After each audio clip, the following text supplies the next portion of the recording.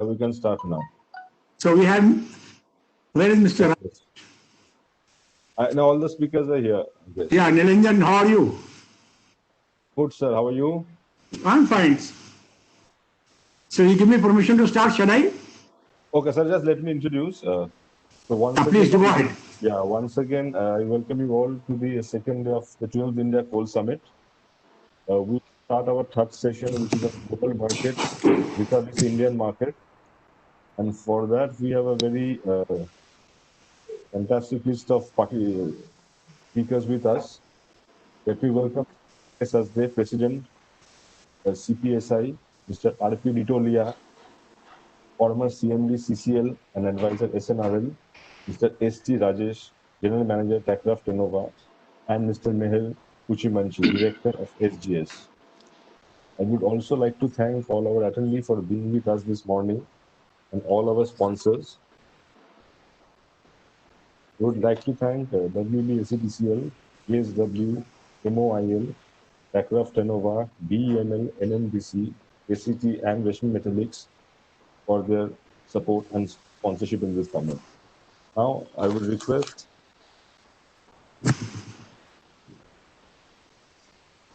R.K. Sasdev, who is the moderator of this session, to kindly start the session. Over to you, sir. Thank you, Nilanjan. Good morning to everyone. Thank you. And once again, welcome everyone. At the outset, I must thank Indian Chamber of Commerce for having taken this initiative of having this coal conference. You know, this is a time when coal is being punching bag all over the world, except some parts of Asia and China or this. And their doomsayers are predicting that coal is going to die very soon. I'm sure they are wrong, and we have already proved them wrong. Coal will continue to stay for many, many more years, maybe for lifetime, because there are certain activities can't be done without coal. Now today we have 4 panelists, excluding me, there are 3. Mr. Yeah, he is former chairman of Central Coalfields and presently is advisor to SNRL. Mr. Rajesh is general manager of Techcraft Innova. And Mr. Meher Puchimanchi is the director of SGS. We have a, blend of expertise from management, of coal industry, from administration, from planning, coal quality assurance, even manufacturing, and coal testing industry. So we have, and I hope the session will go well, where the issues that they have been laid down before the panelists to discuss. I just make a small mention that we'll have about 10 minutes each panelist to speak. Then we'll have a brief question for about 10 minutes. And finally, I'll wrap up another about 8 to 10 minutes. Initially, let me give a very brief introduction about the, our coals in India are very high ash content because of their very nature of formation. And we need, the ash content varies from 25 to 55%, and in some cases even more. As a result, we have to clean it up, and washing is only simple, cost-effective, physical process which coal can be cleaned and ash can be reduced. Once the ash is reduced, the heat value improves, its burning efficiency improves, emissions get reduced considerably. And just digressing for another argument, now government is insisting for new emission norms to be imposed on the power plants. It has been studied by various credible agencies in India and abroad that if all thermal coals are washed to 32 or maybe 34% ash also, most of the requirements of FGDs won't be required. The country will save at least 2.5 lakh crores. especially when this money is needed to help the DISCOMs. Here, if you permit, I'll make a quote from a very renowned coal scientist from UK. You know what he says? Please listen. For the price of one large nuclear power station being built in UK, India could reduce the carbon dioxide emissions by hundreds of million tons per year just by processing all power station coal prior to combustion. This will improve the combustion efficiency and reduce the CO2 emissions per kilowatt hour energy produced. This is observation by a coal scientist from abroad who knows our coal in and out. So next point here, I would say we must indicate as to what really future of coal is. Because if you look at the agenda set out for us, this panel, they want us to talk on the forecasting of prices, importance of coal quality, building an Indian price benchmark if required, Indian coal demand for power, cement and steel sectors, coal market consumption trends in China, Europe, America, etc., consumption trend of global consumer and learnings from India. I don't know what exactly they had their mind for a question, but we can say what is happening across the world, what we should learn from it. And I take only one lesson, that we must improve the coal quality. We must improve the supply chain system where a consumer is respected by a supplier. Of course, Mr. Retolia may not agree because he has been CMD of a coal company. But today, what is needed is most important, consumer requirement. Then consumption trends, outlook of coal in US, coking coal imports. Lastly, on commercial mining, how it's going on. Before I pass on to my next panelist, let me give you a very brief overview what happened in the first tranche of auctions of commercial coal mining. You know, total 38 blocks were offered on auction, located in 5 states, Madhya Pradesh, Chhattisgarh, Odisha, Maharashtra and Jharkhand. 278 bidders bought the tender documents.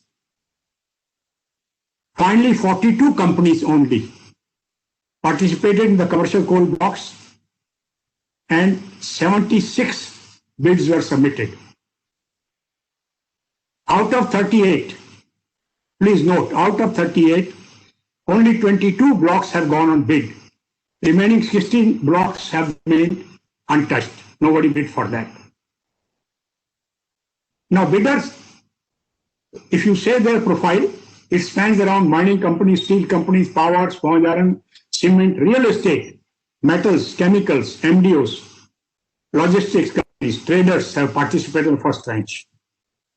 71% bidders have shown interest in the open cast blocks only, 21% only in underground blocks, remaining 8% have shown interest in combination of open cast and underground blocks. One point is to be noted, gentlemen, with all the hype that was created, not a single foreign company has shown interest in this bidding. This is the writing on wall for Indian coal sector, for Indian policymakers, particularly from the point of view of policy making. Because coal business all over the world is now becoming less and less profitable.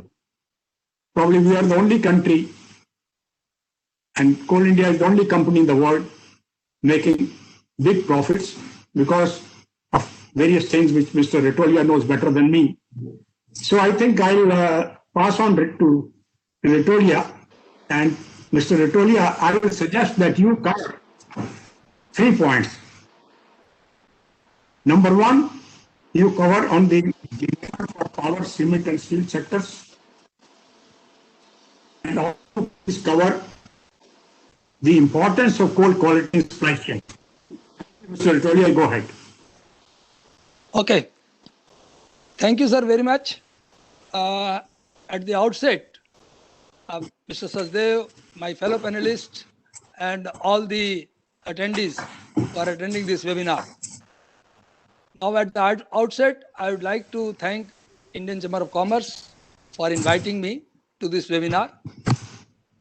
I will say, as yesterday Mr. Partho Bhattacharjee was also telling, that probably this type of webinar and this type of initiative keeps the coal going, which, as Mr. Sachdev has already pointed out, that yesterday's response to this so hyped commercial mining has got a very, very lukewarm response, and that very much indicates what the future lies ahead of the coal industry and coal producing companies. Now, I have listened yesterday also carefully. I will not repeat some of the points which have already been mentioned. What Mr. Sachdev has mentioned, he has laid the template, and some of the points which mentioned, I will generally try to cover, giving an overview of the present situation and what the future lies ahead. Now, generally, as on date, when we talk of coal industry, it's a sense of gloom prevails, those who are associated with the coal industry, as to what is going to happen for the coal producing industries, for the coal using industries. I mean, there is no clear light at the end of the tunnel.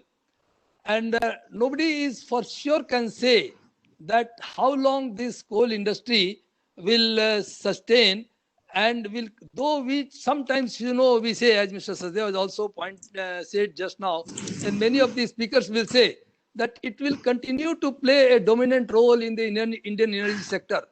But I'm afraid that people say for some time to come, nobody wants to talk beyond 2050, what is going to happen, whether the coal continue to remain in this form or not. In fact, this is also because the reason is that renewable is coming in a very fast way. And if you see even the projection by the Niti Aayog, as Mr. Sachdev said, the various requirements of the sectors. So as of now, the total installed capacity in the country is around 350, 360 gigawatt. Even if they have, and the share of thermal generation will be around 220 gigawatts installed capacity. Now the projection for 2030, forget about 2040, 50, the projection is that probably the requirement, the installed capacity will be more than double to around 830 gigawatt. But the share of coal will increase from only 220 to probably 260 gigawatt. That is the projection. So, and this is based on the two premises that the GDP will increase the way it has been projected, which is not likely to happen so, that you increase the, in 10 years time with this COVID situation, etc., it will unfold like that the industry will take such a large step. And similarly, it is also presumed that the renewable will not come in such faster way as it is being projected, which again is not true. The way emphasis is being done on the renewable, not only, the ambitious target, we have got the 175 gigawatt by 2022, which is being revised to 225 gigawatt, and even 475 gigawatt being talked about for 2030. At the same time, lot of research which is going on by intercontinental grid connectivity. If you have heard this, I am not going to the detail of that. The wireless transmission of the power and the research and development being going on to the storage capacity, which will become cheaper. So probably these two things taken together, that the GDP growth may not be that fast, and similarly the renewable growth will be faster. So I think even by 2030, the projection itself shows that there will be another addition of 40 to 60,000 gigawatt. So therefore, I will not say that if we are thinking that the future of coal is bright, it is not so. But yes, it can be. So what I'm trying to say that, look, we have got a reserves of almost 350 billion tons of coal in the country. Out of that, around 160, 170 billion tons of coal is, proved category. And even in the best of the projection, though there is a debate, Niti Aayog says that the peak yesterday, Mr. Partho Bhattacharjee also said that the peak you will be maybe requiring only 1150 to 1200 billion tons of coal. As of now, the Coal India is thinking of producing 1 billion. Then the captive miners will produce another 200, 300 million. The commercial mining will also add 200 to 200 million tons. So even if we take the total, let us say 1600, 1700 million tons coal being consumed per annum, being a ambitious figure, and even if we take an horizon of up to 2050, so you will be probably consuming 50 to 60 billion tons of coal. What will happen to the rest of the important resources? Though in some way this may continue beyond that also, but then by and large, nobody is trying to think beyond that.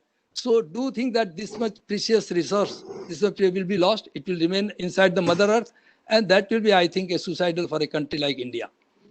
So then what is the really threat to the coal industry? Why it is happening? To me, it appears that there are basically two threats. One is from the environment front, and another is on the cost front. And of course, when we cost say that it includes the quality as well. So particularly the environmental, now, world over, there is a clamor that coal mining and coal producing industry, particularly, are probably the biggest pollutant and the biggest enemy of the environment. And they are the roadblocks to the sustainable development. In fact, majority of the European countries have already totally stopped production of coal. Even the country like USA has gone, scaling down the production. And in coming years, as you said, the future, only maybe the China, India, Indonesia, South Africa, Australia will be the major player with some skeleton, presence here and there. So the question is, can we make, and if you left to the environmentalist, they will like that all the coal producing industries, particularly thermal plants and the coal mining, should be stopped. In the Europe, etc., even the banks, etc., are probably not funding at all. Even in India, one of the reasons which Mr. Sachdev has just pointed out, that this out of 38 blocks, only 23 has got response. One of the reasons, apart from the many other reasons, which I am not going to discuss much in this particular seminar, that the banking, has practically, there was a presentation by SBI Deputy MD, and practically the banks are have a lukewarm response in funding any of the coal projects, because they think that there is no future. In fact, he wanted that unless and until you have got a long-term agreement for the supply of the coal, that means 25 years is the life of the mine, they will probably not got funding. So anyway, so then the environment, can we make the coal environment friendly? It's a very big question mark. To me, we can. Now the second question, now the price. We always used to say that coal is the cheapest fuel. We in the mining industry, we always used to claim, we used to take pride of this, that coal is the cheapest fuel, the cheapest source of energy. Not anymore. If you see a coal producing plant, even the fuel cost itself is around 350 rupees to 4 rupees. And the total generation of a thermal plant on an average, I'm not going to some of the plants do produce, I will come to that later. So some of the plants do produce at a lesser, but in general, a thermal plant, the generation cost comes to around 450 to 5 rupees, whereas the renewable, as you have already seen, it costs you around 250 to 300 rupees. Even the latest, the weighted average, the latest with the Jaipur, which went on the 24/7 power supply, that also comes to 316. So on one side, you get the energy which is eco-friendly, and the other side, that means the environmentalists want to close it, and the consumer also, if they get the cheaper energy, why they will go for coal? So now, gentlemen, if we can address these two issues, I think there is a survival for the coal. Otherwise, if we cannot address, if we want to keep the things under the carpet, I think the doomsday will come earlier than expected. So without going into the details, I will have my prescription and the way ahead for addressing these two specific issues. Now the coal generation, although in general it is, I have explained, it is costly, but I will give a specific example of Sasan of the Reliance at Singrauli coalfield that is producing, electricity at a cost of around rupees 120. All these super thermal power stations located in Singrauli northern coalfield, they produce energy at a very cheap. In fact, recently, NTPC, the oldest plant situated in Singrauli, they had the almost 100% PLF and was producing still, the oldest plant was still producing electricity at a very cheaper rate. And since they are at the pit head, the total coal is being transported through the conveyor from the colliery to the power plant. So this is practically, there is no pollution, no environmental degradation, and the coal is also, the power is also produced as cheap. So therefore, if as on date, I have already suggested this to Coal India also, that instead of supplying coal to the power plant, if we supply directly power to the user industry, that means the distribution of coal by wire. So if all the pithead power plant is installed, it will take care of the environment also, it will take care of the cost also, and it can generate the electricity at such a cheaper cost that naturally it will give renewable a run for its money. And if necessary in this process, some of the plants which are situated in far off and where the lot of coal transportation has to be there, which adds lot of cost. The transportation cost for the logistic cost for the plant situated at a long distance, sorry, situated at a long distance, almost double the pithead cost. Even the Gujarat Electricity Board recently had taken a decision that they wanted to stop their plants in Gujarat, and they were having the linkage from the southeastern coalfields of the Coal India. So they wanted that somebody can have their power plant, or if they have a power plant there, or they can install the new power plant, they will swap the linkage, and the cost of electricity generated at the pithead and transported to Gujarat will be cheaper, was much cheaper than getting the coal transported all the way to Gujarat, and then the giving an opportunity for the environmentalist to go against and then generate there. So this is one aspect. Second thing, which probably Mr. Sachdev, of course, has pointed out, and that is also my very pet subject. I am of the firm opinion that practically all the coal needs to be washed. Because what happens, and in the present scenario, it becomes all the more important, because generally, as Mr. Sachdev was just now pointing out, that our coals are in general of the inferior quality because of this origin drift theory, etc.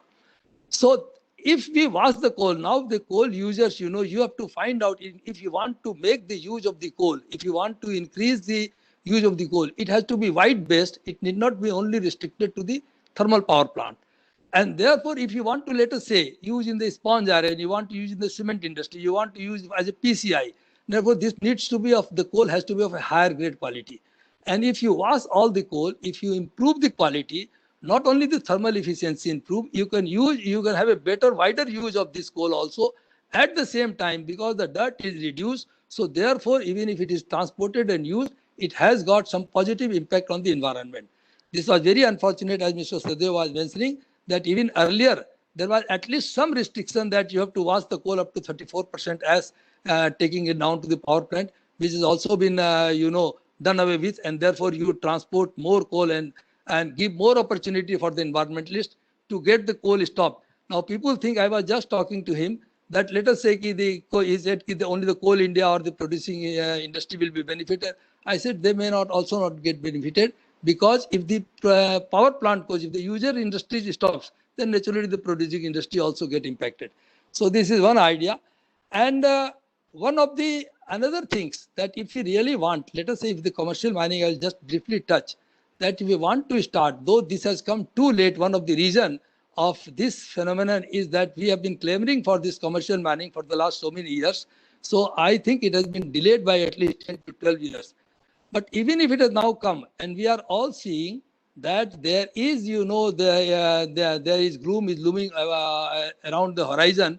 So if these commercial miners who even get the coal, if you take 5 to 6 years for a starting of these mines, by that time things get further, escalated and further deteriorated.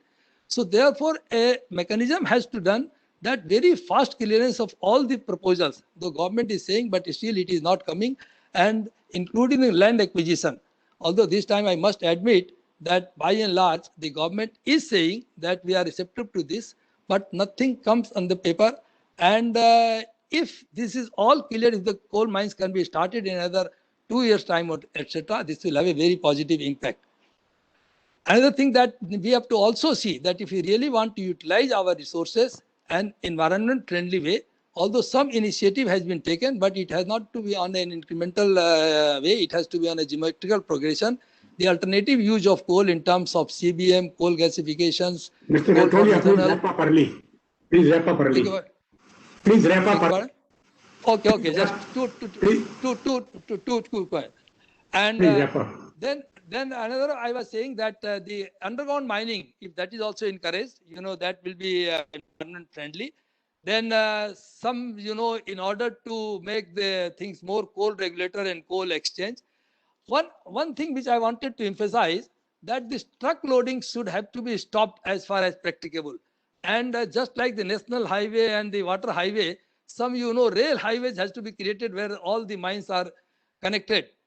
Then, the taxes and the freight, etc. If you want to make the coal really the prices of coal to be reduced and it is to be consumer friendly, the freights and the taxes which are abnormally high, that has also to be reduced. So I personally feel even the Coal India notified price is high. That should be required to be now in a present situation, that should come down. And the government, which the coal index, which price they have given, it is much higher than the Coal India price. Gentlemen, to conclude, I will say that coal is already a dirty fuel, and if everyone is trying to make it costly, then the doomsday for the industry will come sooner than later.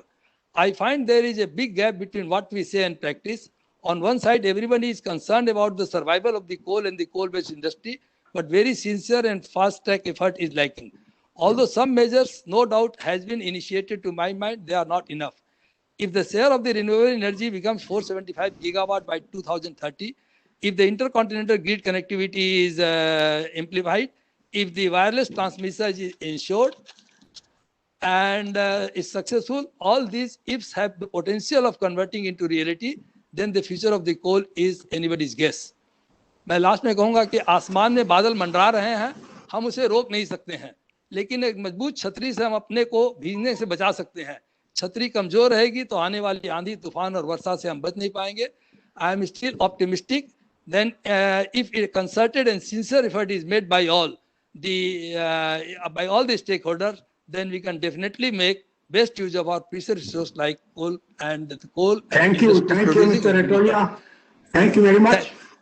Okay, thank you, sir. Thank you for Thank you, thank Mr. you for the listening. Very well coverage. I have to mention a couple of points for reacting to Mr. Retolia's. First thing, wireless transmission of power. It has to wait maybe for 3 decades because it's not going to come very soon. Nor the intercontinental grid because of the geopolitical situation in the world. So that is one. Second, gentlemen, you must note about the storage battery we are talking. The storage of renewable, if you put 1,000 gigawatt plant and put it on load, how the battery will get charged in the night for the night? It is a myth. As you have an inverter in your house, if you switch off the electricity, the inverter doesn't get charged. Inverter will get charged only when the main is on. So for storage battery also, you need additional capacity of equivalent, if not equivalent, as the gigawatt on the renewable. Yes, Mr. Retolia is very right. Coal consumers are paying about 60% of taxes on the basic price of coal. On the future of coal, Mr. Retolia,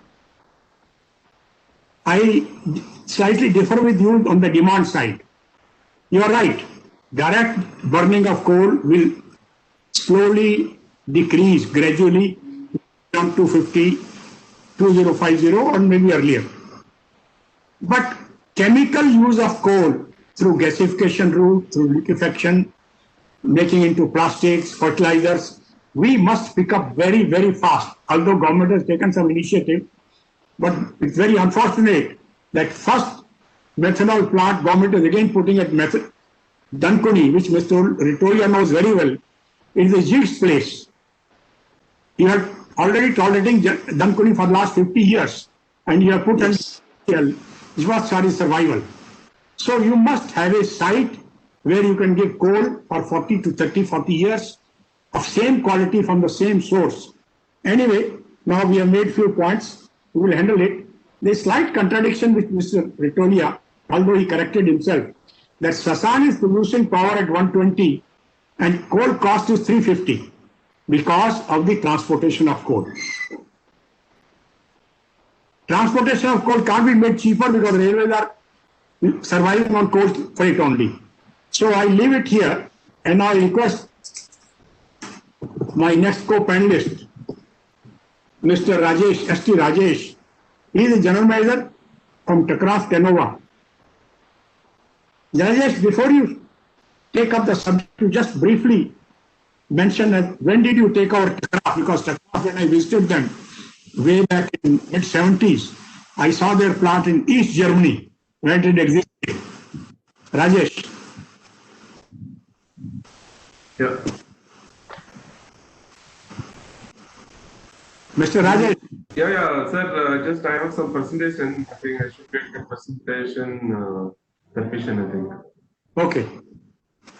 I think Rajesh has muted himself. Rajesh, unmute yourself.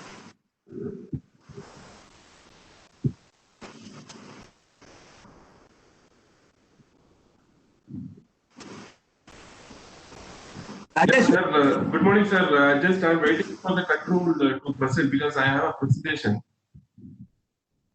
Yes, sir. Run your presentation, sir. You have been made the presenter. Yes, sir.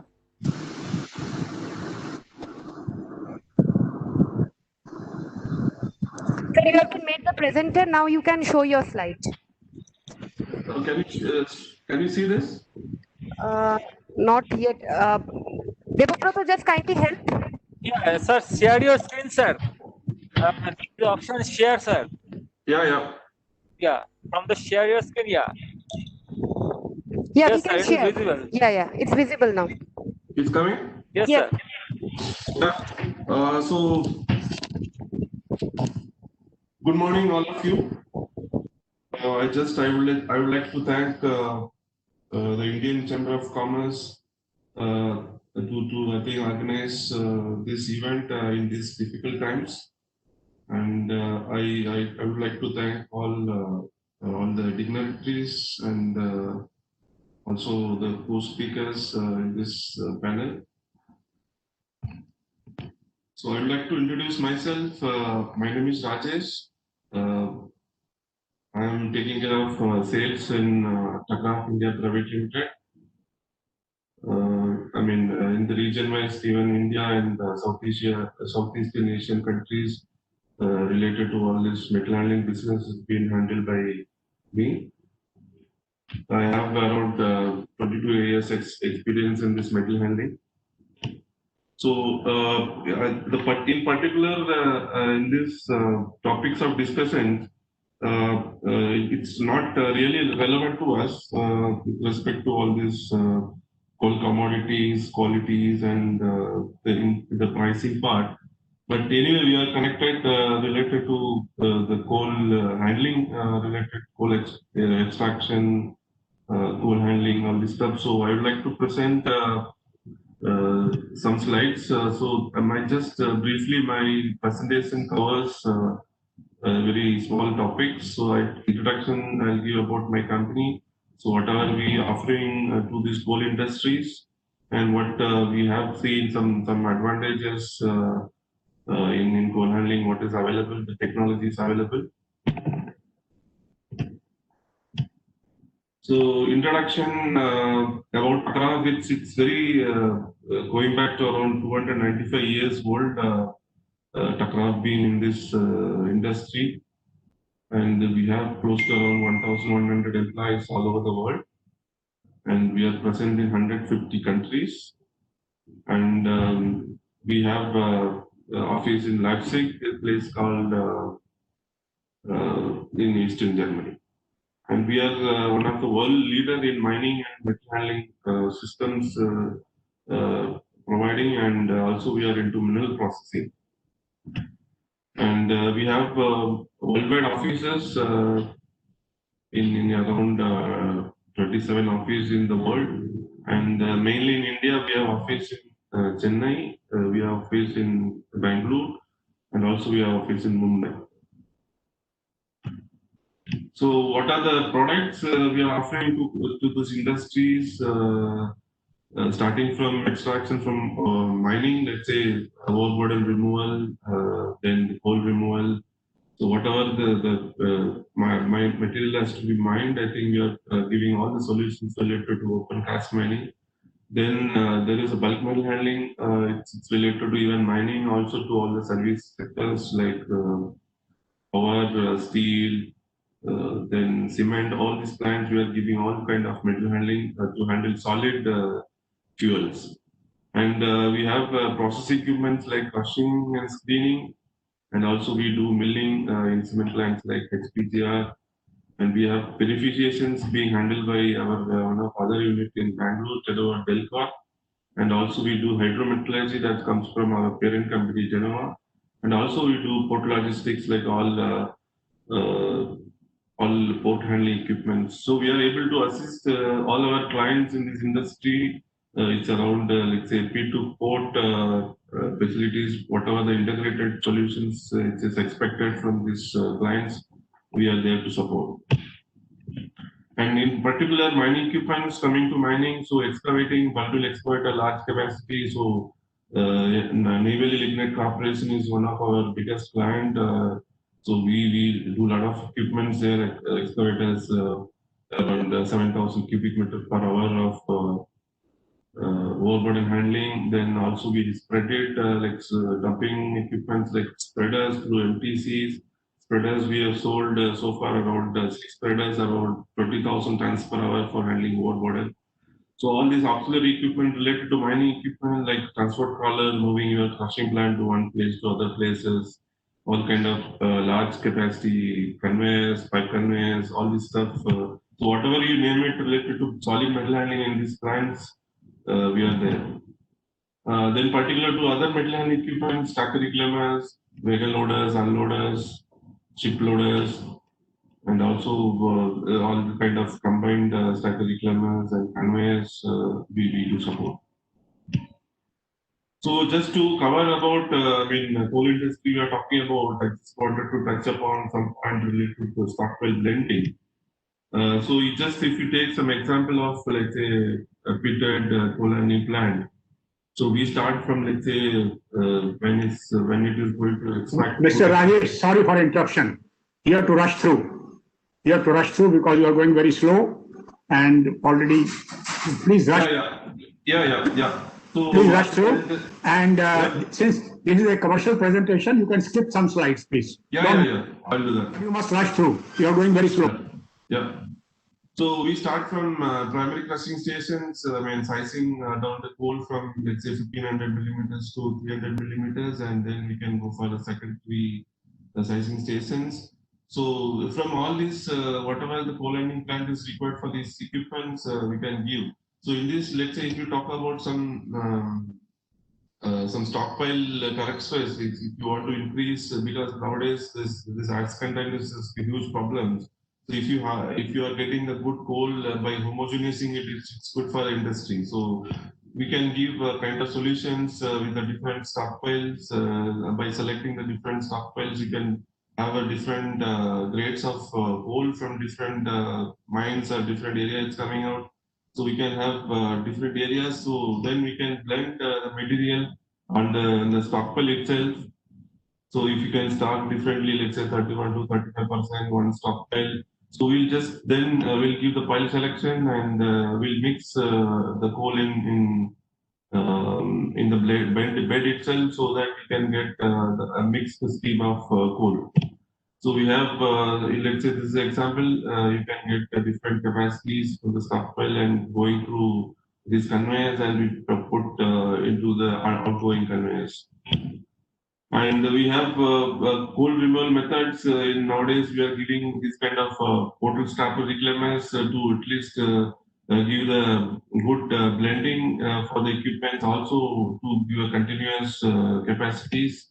If you can see this nowadays we are giving in large power plants and also in mining side. So this is highly economical and more efficient and increased availability for this kind of equipment as compared to bucket wheel machines. And we can get uniform and average reclaiming capacities, so that this conveyor need not to be selected for the peak generation in the outstream. So we can be fully automated with this equipment, and we also have less dust generation in this kind of reclaiming method, and the footprint is going to be very less. And we have improved blending, and this can be easily and quickly installed as compared to other heavy equipment. And most importantly, this is very less energy requirements as compared to normal bucket well equipment. And lastly, I think this is very less OPEX.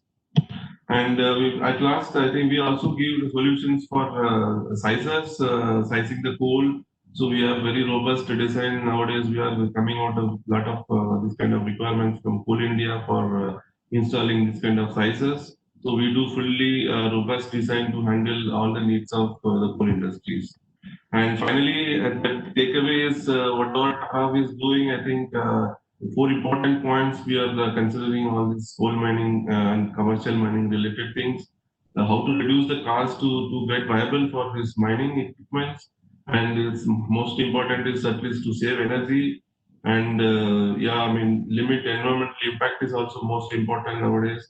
And finally, I think you have to improve all your working conditions by making your equipments more available and very useful. So thank you so much. I think we can look forward to working with you, all these clients, whatever is required for McNally. And thanks you all for listening to this presentation. Thank you, Mr. Rajesh, for a very good company capability presentation. I have only one comment which you must note. Please change the map. You are shown India's map incorrectly. Please take care, because that thick line you have drawn in Kashmir needs to be shifted up.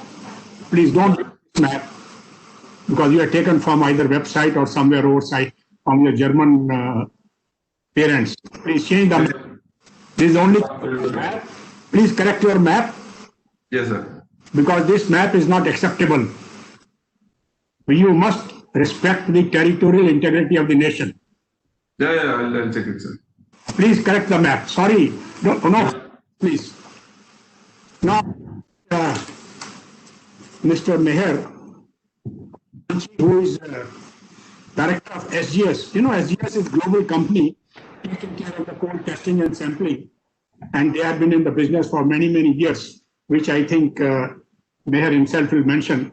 Mr. Meher Kuchiman, please take over. Thank you, Sajdaw, sir. Sir, can you make me the presenter? Debabrata, please make Mr. Meher as a presenter. Yes, Will- just answer. Yeah. Okay.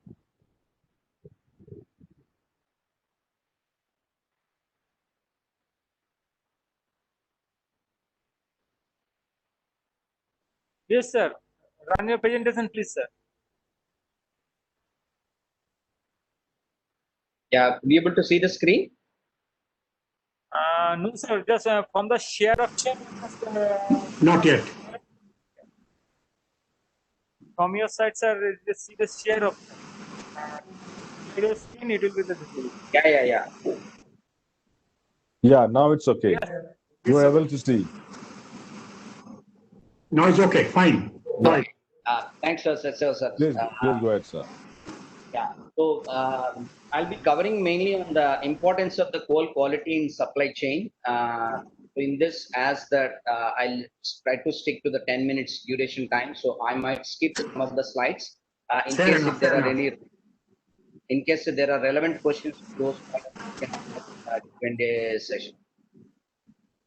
So when it comes to the coal quality, so here important aspect would be, all the coal quality is related to the cost, and the criteria like the sampling plays an important role, and how the terms are defined in the contract with respect to quality is an important thing. So then the purchasing strategy would be depending on whether it's a single coal or a blended one.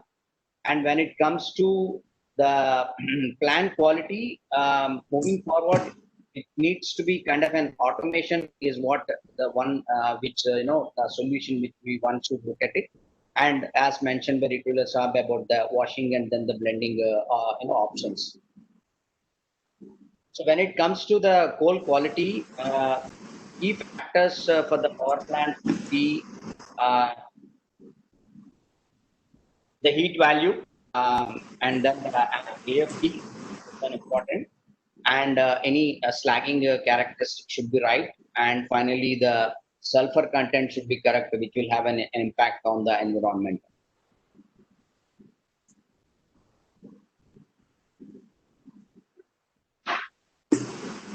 So coal quality, it has to be consistent, and the quality should be in line with the boiler design specifications and not causing it to degrade. And the quality has to be accurately known before it is being burned. So then only one can manage his cost, which is coming linked up with the coal quality. So I'll not go into the numbers here. We look at the cost related to tonnages or depending on, it will have an impact on the shipping, unloading cost and plant handling and as disposable. At the same time, cost related to fuel quality will always depend on how much you are paying per ton. So that's where the real determination of the coal quality is very important for the consumers to ensure that they are getting the coal for what they are being paid for. So if we see the kind of any blended scheme will be there in that, if the variations are there in the ash levels, so which will have an impact. You can see the ash levels are varying if the blended coal, if it's not being blended properly, or if the parcel is coming in different blends which are not properly from this, blended. So then that ash, you can see the differences, how it is derating on the amount of coal being consumed, and it reduces your calorific value, and also the amount of tons of the ash which is generated. So it will have an impact on all the areas if it is not a consistent feed.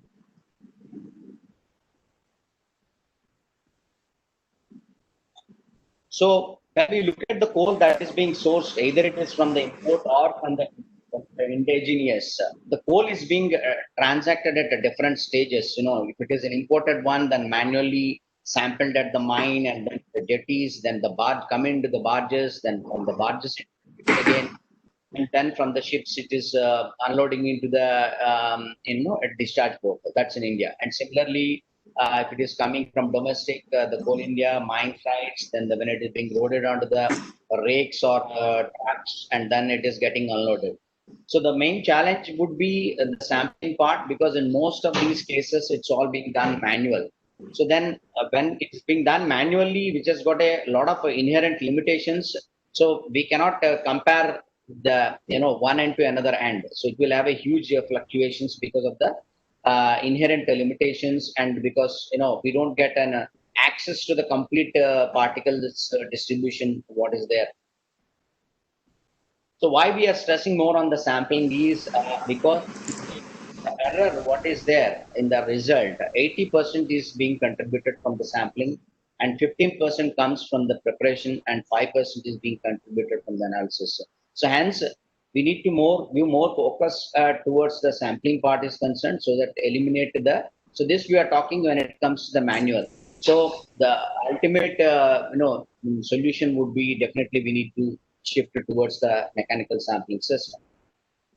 So if we don't collect the samples properly, and lead to the error will come when it is being done manually in different stages. So you don't get the right particle distribution will not be there. So if you see the manual sampling, which is described in all the international standards, in all the standards, it's clearly mentioned, that in the manual sampling is that it is cautioned that the samples of this type will not satisfy the minimum requirement of the probability sampling, and so it cannot be drawn to any meaningful statistical inferences. So it will lead to an error. So coal sampled from a static source is cautioned that the samples so obtained cannot be considered as a representative material beyond a point of penetration. If we are taking a sample from a loaded wagon, so how are we going to take it? Only just we are taking it as an eye wash from only the top superficial surface. So that's the right kind of sampling, and it will lead to an error. So the solution, what we are looking at is mechanical sampling systems, which has already been prescribed in all the standards, clearly specified that the mechanical sampling system is the right kind of sampling system, and it needs to be an inspection done and then bias tested.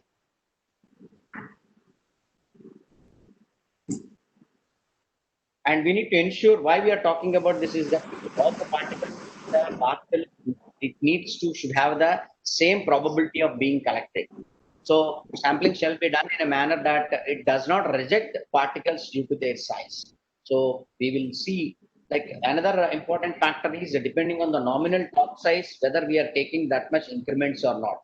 So if we are not taking this or this part, this particular aspect is not being covered as a part of the standard, then it will have a limitation on about the objective. So manual samples, if you see, if it is collecting and it will get rolled. So the problem here is the sampler has got an access to the segregated by the size based on how it is being loaded.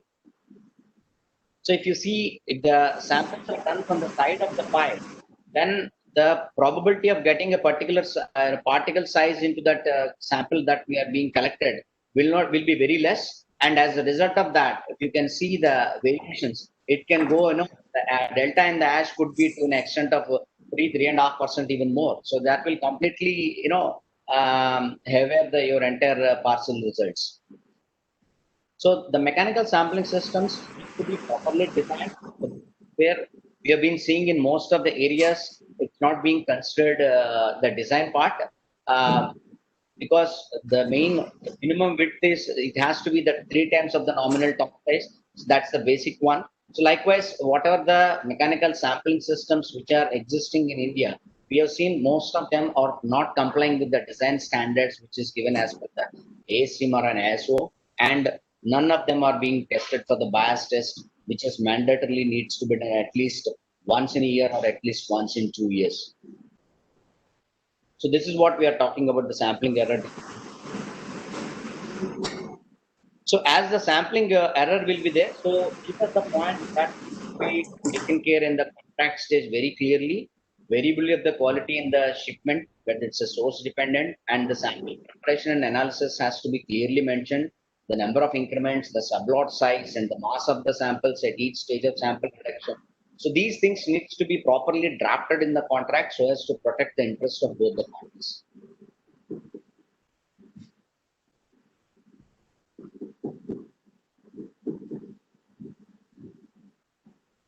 So when it comes to sample preparation is the area which the attention that crushed nominal top size has to be completely crushed, because most of the time when the gross sample is being collected, then there without crushing the nominal top size, it is being divided. So which is absolutely a big blunder, which most of the areas being followed.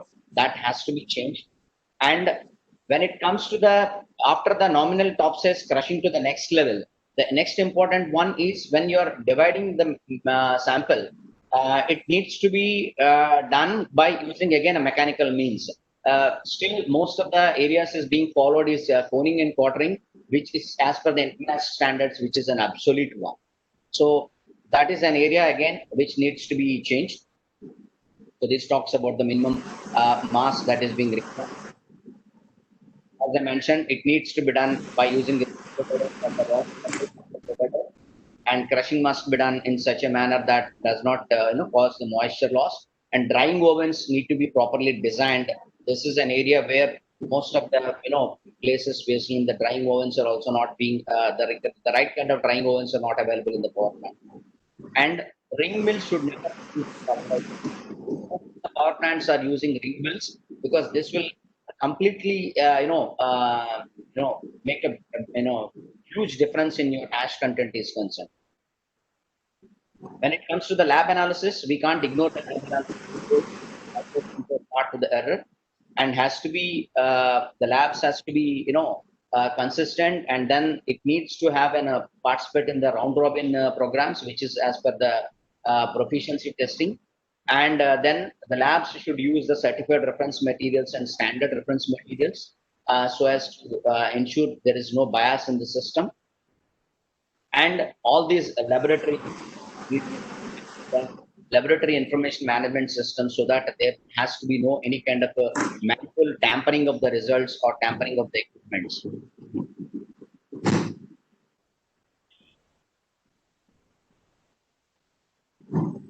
So this is one which has already been mentioned in a video. Certainly an option.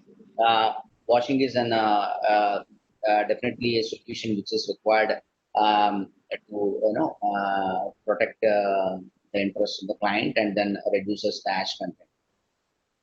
So just to sum up, the key point we would like to take is when the contracts are being finalized, it needs to consider the quality-related aspects, the mass of the increments and nominal top sizes, and then the sample preparation, the number of increments, the more number of sublots need to be taken. And then the preparation also needs, how the preparation has to be done also needs to be part of, it needs to be, the terms has to be, including the preparation as well as the analysis. And then we need to move from the manual sampling system to the mechanical sampling systems. And still in some of the Indian ports, it's like, there are huge restrictions on taking the samples. Even you cannot draw the samples during night hours when the grab drops in. So whatever they drop in the material, you need to take from that. So it is not at all giving a representative samples at that point. And in those conditions, if we are doing the activity, how can we compare the load port and discharge port? And how can we compare from the discharge port? Again, the material is moving in a rail cars, and where we have a very limited access to draw the samples. So then from stage to stage, no single stage you can compare the results when you have so much of limitations in the process. And it is leading to so much of error into the final sample, which is being formed. Ultimately, whatever we are drawing, the final 100 grams of sample, powdered sample, is determining the 150,000 tons of the coal that is being discharged. We need to understand that if we don't have a proper probability sampling and then the mechanical sampling systems, also further the preparation and analysis, it will be very difficult to achieve the objectives. And then moving forward, the power plants also need to move into the automation of the systems, wherein right from the material entering into the plant till it is being feeded into the boiler, the entire supply chain can be mechanized by using proper automated systems, so that the manual intervention can be completely eliminated, and the people involved in the process doesn't know the sample belong to which source. So that will also give a big relief to the end users, that lot of outside elements which are being influencing the people inside can be completely eliminated. So if we can take care of these areas which are then we can protect the interest of the parties, and then the users can be rest assured that they are getting the right quality for what they are being paid. I conclude my Indian Chamber of Commerce for giving me this opportunity. Thank you, Mr. Meher Kuchimanchi, for giving a very comprehensive insight into science and art of sampling. Am I audible? Yes, sir. Thank you once again for giving science and art of sampling. Although your presentation is, I would say, 75% focused on the imported coal, still the 25% which indirectly you have hinted, that is enough for any wise person in the industry to understand that whatever we are spending on third-party sampling is only on the 5% of the component of the total. 95% we are losing the money. So if I spend 5 rupees on the third party, I'm just looking at the 50 paisa or maybe 40 paisa. Rest 4 rupees, 60 paisa. What, I don't know whether I'm permitted to use this language, penny wise, pound foolish. True, sir. But parties, unfortunately, buyers as well as users are blindfolded to this fact. Number one, you have not mentioned one important point on the slide. You have mentioned in a slide way, wagon sampling.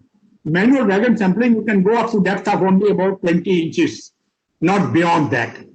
Wagon depth is, I'm told, if I'm correct, is about 45 inches or maybe 50 inches. So remaining 30 inches, only God knows what is loaded. I think Mr. Ratoria may be doing better because he's from the industry. So anyway, at the end of the day, it's very good presentation. I would like that you should share your email and ID and phone number with me. Phone number you tell me right away. Yes, sir. 98 315 48 643. 643. Let me repeat. 98 315 48643. Yes, sir. See, excellent presentation, I would say. And people who are on the industry side as well as power plant side, I suggest that you should go to their places and give lectures to them, because that will enlighten them. And slightly digressing from the subject, is SGS participating in the recent tender which has come out of Coal India?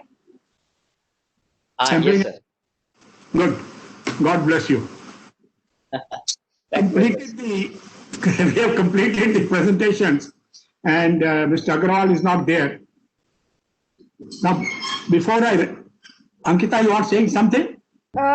We have two questions actually. No, I'm coming to that only. Now, I'm leaving it open because we have only about 6 minutes. So Sir, only two actually, questions. the question has come to us in WhatsApp. So we will read it out for you. Please do that. Yeah. The question is from Mr. Dekha from Assam. He is asking, what is the total reserve of coal resources and annual production of coal in India, and importance of coal and total quantity of coal import from foreign countries? See, Mr. Dekha should have gone to the website of Ministry of Coal. Anyway, our total resources in the country is about 340 billion tons, out of which 160 billion tons is proven resource. Last year, import was about 238 million, includes 50 million tons of roughly coking coal, and rest were thermal. This year, numbers are unknown because only God will tell when the corona is over and when the industry will start picking up. As of now, the imports are about 46% down compared to the last year, the same period. Next question. And he's asking, what is the scope of coal resources in near future in terms of energy production and effect of greenhouse gases worldwide? See, let me tell you, already Ritolia has spoken and I alluded to that. Apparently, he has not attended that.